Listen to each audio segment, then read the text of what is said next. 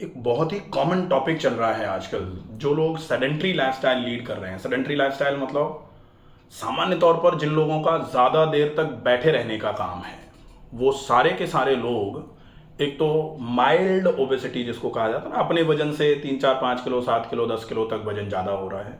कुछ लोग जो थोड़ा और ज़्यादा सेडेंट्री हैं, उनका वजन अपने वजन से 20 किलो 30 किलो 40 किलो कुछ कुछ का डबल तक हो जा रहा है, वो एक अलग कंडीशन है। लेकिन 2 5 7 किलो 10 किलो वजन ज़्यादा है, उसके साथ में सोनोग्राफी करवाओ तो फैटी लीवर आ रहा है।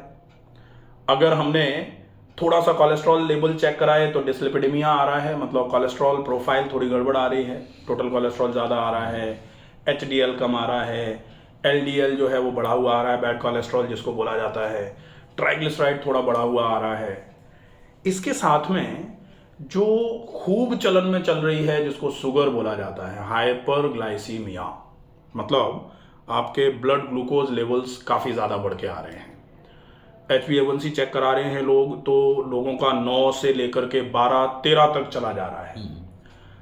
ये जो हाइपरग्लाइसेमिक इंडेक्स है, इस हाइपरग्लाइसेमिक इंडेक्स को पूरे तरीके से अगर ठीक करना है तो आपको कुछ विशेष परिवर्तन करने पड़ेंगे अपनी जीवन शैली में, जिसको लाइफस्टाइल करेक्शन बोला जाएगा।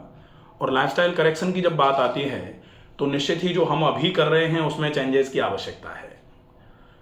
क्यों आवश्यकता है? क्योंकि आज से 20 साल 30 साल पहले जो हमारे पूर्वज या जो हमसे पहले के लोग कर रहे थे, हमने वो सब छोड़ दिया है। जो हम कर रहे हैं अगर इसी तरीके से करते रहे या हमारा अनुसरण हमारे आगे आने वाले लोग जो पीछे पीछे हमसे पीछे पीछे चल रहे हैं वो करते रहेंगे तो धीरे धीरे करके बीमारियां बढ़ती चली जा रही हैं। और ये कोई मैं नहीं कह रहा, ये कई रिसर्च पेपर्स जनरेट हो रहे हैं, कई रिसर्च पेपर्स निकल रहे हैं जिसमें क्लियरली बोला जा रहा है कि फिजिकल इनएक्टिविटी आजकल के दौर में रोगों के बढ़ने का सबसे बड़ा कारण है।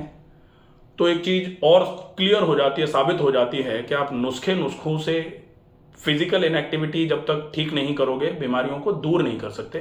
ये ज़रूर है कि पेट में बहुत ज़्यादा गैस बन गई है तो आप कोई चूरन चाट लो, उससे थोड़ा आराम मिल जाए, या फिर टेम्पररी आप कोई गोली दवाई खा लो, उससे थोड़े समय के लिए आराम मिल जाए।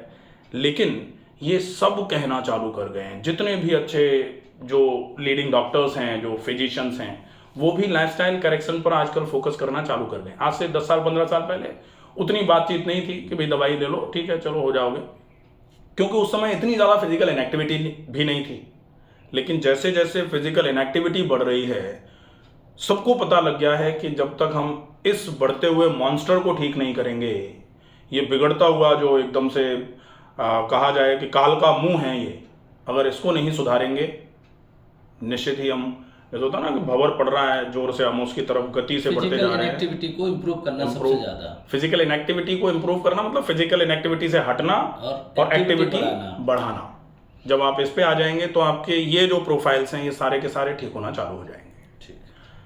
जैसे आपको यहाँ 4 5 दिन हुए, आपका पेट साफ करवा दिया, आपकी मालिश हुई, आपको हल्का भोजन दिया, आपको सवेरे थोड़ा जल्दी जगा दिया, आपके पास रात को यहाँ कोई बहुत ज़्यादा काम नहीं है, अगर अपन मोबाइल नहीं चला रहे तो प्रोबेबली हम 10 बजे के आसपास सो भी जाते होंगे। तो आपको ये 3 4 5 दिन में कैसा लग रहा है?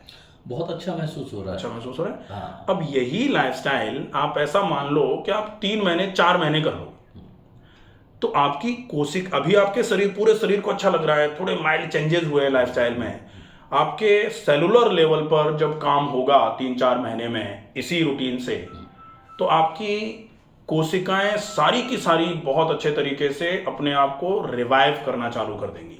तो लिवर ठीक हो जाएगा, हार्ट की मसल्स ठीक हो जाएंगी, लंग्स की मसल ठीक हो जाएंगी, पैनक्रियाज पर अच्छी मात्रा में ब्लड और ऑक्सीजन पहुंचेगा, न्यूट्रिशन पहुंचेगा, तो पैनक्रियाटिक एक्टिविटी अच्छी हो जाएगी। आजकल डायबिटीज़ एक अलग विषय माना जा रहा है, इंसुलिन रेजिस्टेंस का विषय माना जा रहा है। इंसुलिन रेजिस्टेंस मतलब इंसुलिन तो बन रहा है, पैनक्रियाज तो बना रहा है बेचारा, उसकी कोई गड़बड़ी नहीं है, लेकिन आपकी सेल्स ग्लूकोज ले ही नहीं रही क्योंकि उनको जरूरत ही नहीं है। एक्स्ट्रा आ रहा ग्लूकोज, एक्स्ट्रा नहीं आ रहा, ऐसे नहीं, ऐसे समझें कि आपकी कोशिका है, एक नली बह रही है, उस नली में पर्याप्त मात्रा में ग्लूकोज बह रहा है और पर्याप्त मात्रा में उस नली में ग्लूकोज के साथ इंसुलिन भी चल रहा है। क्योंकि इंसुलिन तो खून में ही चलता है। उस इंसुलिन का काम होता है कि ग्लूकोज को धक्का मार करके सेल तक पहुंचा देगा, फिर सेल उस ग्लूकोज को एक्सेप्ट कर लेगी और उस ग्लूकोज से जो एनर्जी मिलनी है सेल उस एनर्जी को खर्च करेगी ना। कोशिका का ही तो काम होता है, खर्च करेगी। माइटोकॉन्ड्रिया पे जाएगा, फिर वहां ग्लाइकोलाइसिस होगा, फिर एनर्जी जनरेट होगी, फिर वो एनर्जी कहीं काम में आएगी। अब काम में कब आएगी? जब वो जनरेट होगी, जब आप काम करोगे। अच्छा, जनरेट तो तब होगी ना भाई, हमको काम किया, हम पूरे दिन पड़े हुए हैं, हाँ, आवश्यकता ही नहीं है। हाँ, तो जब आवश्यकता ही नहीं है, हाँ, तो फिर क्यों ही फालतू में सेल लेगी उसको। ओके, मींस एक्टिविटी अगर बढ़ाएंगे तो ये इंसुलिन रेजिस्टेंस ब्रेक हो जाएगा। ओके, और एक्टिविटी बढ़ा करके इंसुलिन रेजिस्टेंस को ब्रेक करना ही डायबिटीज का मेन ट्रीटमेंट है। ये मैं तो बहुत लंबे समय से इस चीज को बोल रहा हूँ, लेकिन अब ये इंसुलिन रेजिस्टेंस की थ्योरी चलना चालू हो गई। आप अगर थोड़ा सा पढ़ते हैं तो आप थोड़ा गूगल करिए, ओके, इंसुलिन रेजिस्टेंस के विषय में सारी जानकारी मिलेगी। Diabetes by doctor Ramakant Sharma या diabetes reversal by doctor Ramakant Sharma, मैंने कई वीडियोस बनाए हुए हैं, आप उनको सर्च करो, उनको देखो, समझ में आएगा कि इंसुलिन रेजिस्टेंस को ब्रेक करके आप अपने HbA1c को, आप अपनी शुगर को रिवर्स कर सकते हो। बिल्कुल ठीक हो जाएगा। बेसिक पॉइंट वहीं पे आता है कि आप अपनी एक्टिविटी बढ़ाइए, मींस व्यायाम बढ़ाइए और फिजिकल मूवमेंट बढ़ाइए। बिल्कुल, अगर हमने फिजिकल मूवमेंट बढ़ा लिया तो शुगर भी ठीक हो जाएगी, फैटी लिवर भी ठीक हो जाएगा। खर्च करना शुरू कर दीजिए, खर्च करना शुरू कर दें। जैसे ही खर्च करेंगे तो फिर अलग से दोबारा से डिमांड आएगी। जैसे होता है ना कि हमारे पास पर्याप्त मात्रा में राशन है, तो हमारे पास जगह ही नहीं है स्टोर करने की। इकोनॉमी की तरह, इकोनॉमी जैसे सरकार इकोनॉमी में बूस्ट करने के लिए खर्च को बढ़ावा देती है, वैसा ही खर्च को बढ़ा दो। आपके पास जो ग्लूकोज पड़ा हुआ है ब्लड में, वो सब दोबारा से एक्सेप्ट करने की टेंडेंसी सेल की आ जाएगी, तो फिर इंसुलिन भी अपना काम करेगा आराम से। इंसुलिन धक्का मारेगा, सेल ले लेगी उसको, तो कोई बात ही नहीं है, फिर सब ठीक है। अब इंसुलिन को खूब धक्का मारने की कोशिश कर रहा है, लेकिन सेल उसको एक्सेप्ट ही नहीं कर रही। सेल एक्सेप्ट इसलिए नहीं कर रहा क्योंकि हमें पहले से पड़ा हुआ है, उसमें सेल के पास पड़ा हुआ है।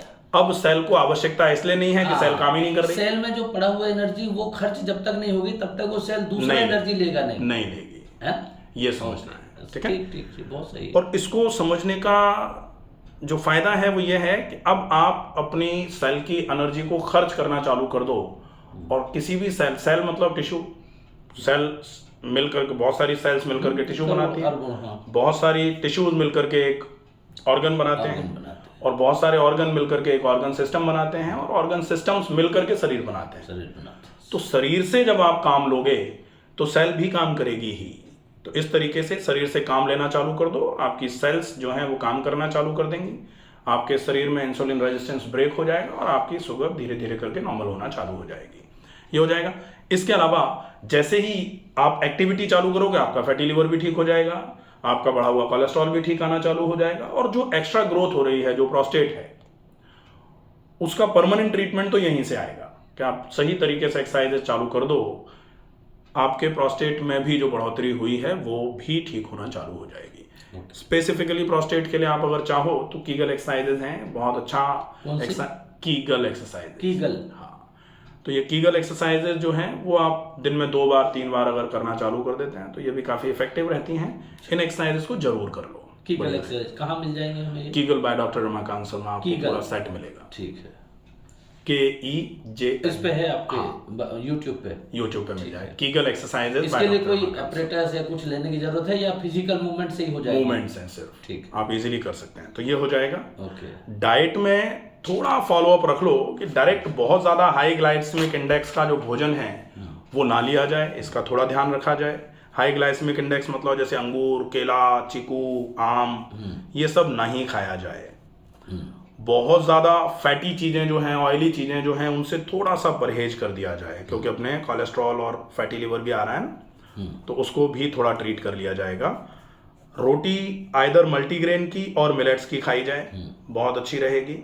सब्जी की क्वांटिटी बहुत ज़्यादा मात्रा में हो, रोटी, सब्जी और छाछ का उपयोग कर सकते हैं लंच में। लंच और डिनर के बीच में आप अगर संभव हो जाए तो 1 ग्लास लौकी का जूस ले लीजिए, बहुत अच्छा रहेगा। लौकी का जूस हमारे इसके शुगर के लिए अच्छा रहता है या शुगर, कोलेस्ट्रॉल, फैटी लिवर, इन तीनों चीजों के लिए अच्छा है लौकी का जूस। अच्छा, इससे कोई गर्मी तो नहीं आती डॉक्टर साहब लौकी के जूस से? लौकी का जूस गर्मी को कम करने का अच्छा, काम है, ठंडक करता है। ठंडक करेगा। ठीक है। और रात को जो शाम का खाना है वो जल्दी हो जाएगा। और रात को सोने के पहले एक सिरप आता है आयुर्वेद में, वो ले लेंगे, ये ठीक रहेगा। कौन सा है ये? एम्बलीकेयर डीएस के नाम से आ जाएगा। एम्बलीकेयर ये डीएस। 10 ml, हाँ 10 ml 50 ml पानी के साथ ले लेंगे तो ये आपके फैटी लिवर के लिए, डिस्लिपिडीमिया के लिए बहुत अच्छा रहेगा, ठीक रहेगा। ठीक। रोज रात को सोने के पहले हल्के गुनगुने पानी में पैर डालेंगे, अच्छा, पैर डालना है। नाक में गाय का घी डालेंगे और फिर सोएंगे, ये विशेष ध्यान अच्छा, रखना ये है। पैर डालने से क्या फायदा है डॉक्टर साहब? मैं जस्ट आपने तो बताया लेकिन मेरे को समझ में नहीं आया। जैसे गुनगुने पानी में जब आप पैर डालते हो तो पैरों की खून की नलियां ऐसे करके फैलती हैं, ठीक है। ऊपर से खून नीचे की तरफ आना चालू हो जाता है। ओके। वैसो डायलिटेशन जो यहाँ हो रहा होता है या सेरेब्रल कंजेशन जो यहाँ हो रहा होता है, यहाँ से खून ड्रॉ होकर के पैरों की तरफ चला जाता है। ओके। तो एक तो स्लीप इंड्यूस होती है, ओके। अच्छी नींद आएगी। ओके। दूसरा, पैरों में दर्द, एड़ियों में दर्द, पैर के पंजों में दर्द, लगातार बैठे रहने की वजह से पिंडलियों में जो दर्द भारीपन रहता है वो ठीक हो जाता है। अच्छा। तीसरा, जो इसको करने के बाद आप नाक में घी डालते हो वो नेजल लुब्रिकेशन करता है, स्नोरिंग नहीं होगी, अच्छी नींद आएगी। और कहा जाता है नासा ही शीर्षोद्वारम, नासिका अगर खुली रहेगी तो मस्तिष्क से संबंधित सारे के सारे रोग धीरे धीरे करके ठीक होना चालू हो जाएंगे। तो ये दोनों का कॉम्बिनेशन करना है। डॉक्टर साहब, थोड़ा स्ट्रेस का क्या करूं? जैसे अभी आपने बोला तो आता है, ये मैं मानता हूं इसको कि कभी कभी मुझे आ जाता है स्ट्रेस। और स्ट्रेस आना अपने आज के डेट में एक स्वाभाविक सा चीज हो गया है, क्योंकि जब आप जॉब करते हैं चाहे या कुछ भी, if you are ambitious stress will come. देखें, स्ट्रेस का सबसे बड़ा जनक जो है वो है आप एक्सपेक्टेशंस करोगे तो स्ट्रेस आएगा। हाँ, यस, एक्सपेक्टेशंस नहीं करना आज संभव नहीं है। बिल्कुल। एक्सपेक्टेशंस हैं, इसी वजह से दुनिया आशा पर ही पूरी दुनिया टिकी हुई है, आस पर ही सब कुछ चल रहा है। लेकिन इतना ज़्यादा नहीं होना चाहिए कि कोई चीज़ अगर नहीं हो पाई या किसी चीज़ की पूर्ति नहीं हो पाई तो हम इतने ख़राब हो गए, हमारा दिमाग इतना ख़राब हो गया कि हम जो कर रहे थे वो भी छोड़ दें। हाँ। अब ये कब होगा? हाँ। मैंने अभी बोला था कि स्ट्रेस के लिए सिर्फ एक ही ट्रीटमेंट है, आप रेगुलर एक्सरसाइजेस करिए। एक्सरसाइज। तो प्रॉपर तरीके से एक्सरसाइजेज नियमित अगर आप करेंगे तो डेफिनेटली वो आपके शरीर और मन को इतना मजबूत कर देंगे कि हम वो जो मोह के बंधन में बंध जाते हैं ना, कहा जाता है मोह सकल व्याधिन कर मूला, मोह सारी की सारी व्याधियों की जड़ है। तो वो मोह के पास में हम बंधेंगे नहीं अगर रेगुलर एक्सरसाइजेस कर रहे हैं। शरीर और मन थोड़ा मजबूत रहेगा, अच्छा रहेगा। सवेरे शाम अच्छे तरीके से एक्सरसाइजेस करिए, ठीक रहेगा सर। अच्छा डॉक्टर साहब, एक चीज़ और पूछनी है, इसको ऑफ करके एक हाँ हाँ, बिल्कुल बिल्कुल। वो